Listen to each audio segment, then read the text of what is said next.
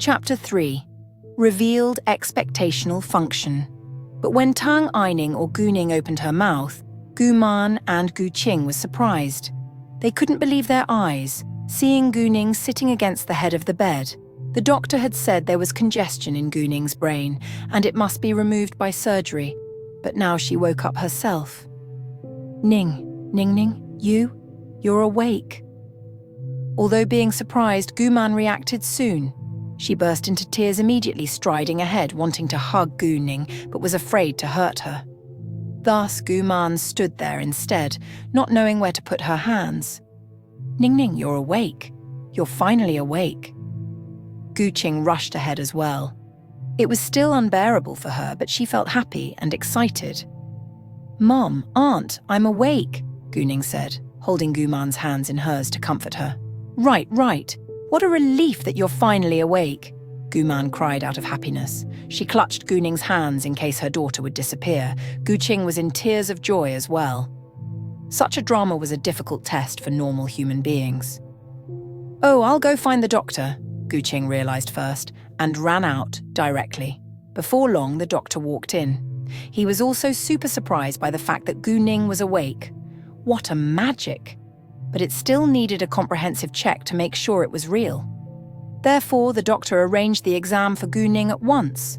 After the exam, Gu Qing went to buy food for Gu Ning, while Gu Man stayed by Gu Ning's side to look after her.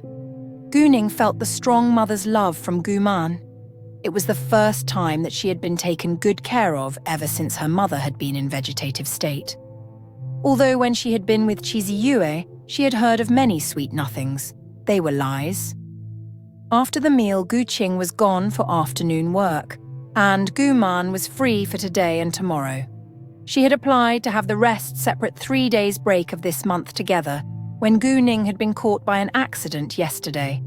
Gu Man had talked with Gu Ning for a while before she told her to have a good rest. Gu Ning knew Gu Man hadn't had any sleep since last afternoon, so she let her catch up on some sleep on a nearby empty bed.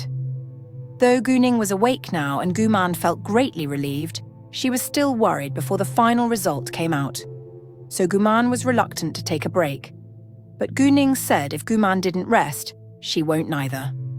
Thus, Gu Man agreed at the end. Gu Man was literally tired.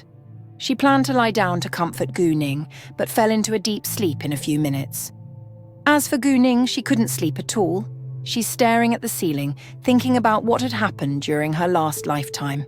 All of a sudden, she saw a pair of feet walking by above her head. Gu Ning was astonished and had her mind back instantly, but there was nothing on the white ceiling.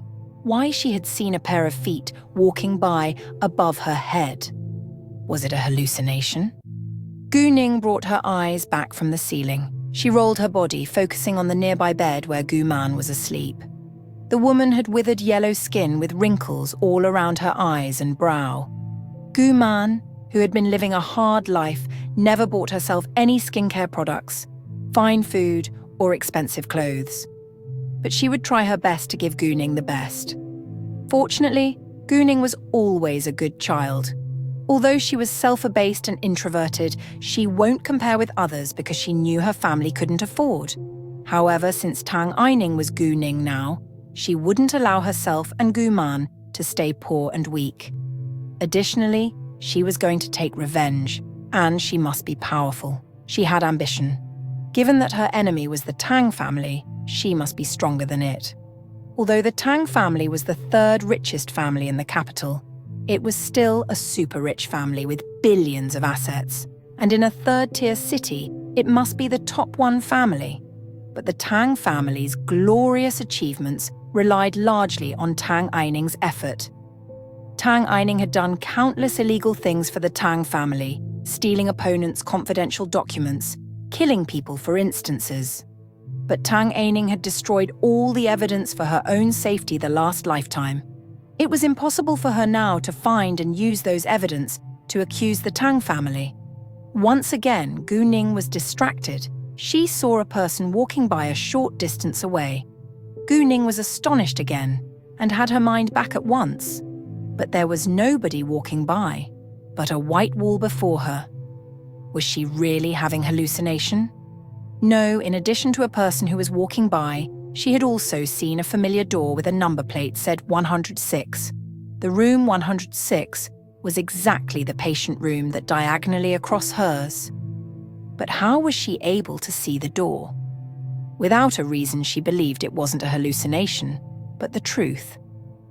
Unconsciously, Gu Ning looked back at the wall. She focused on it.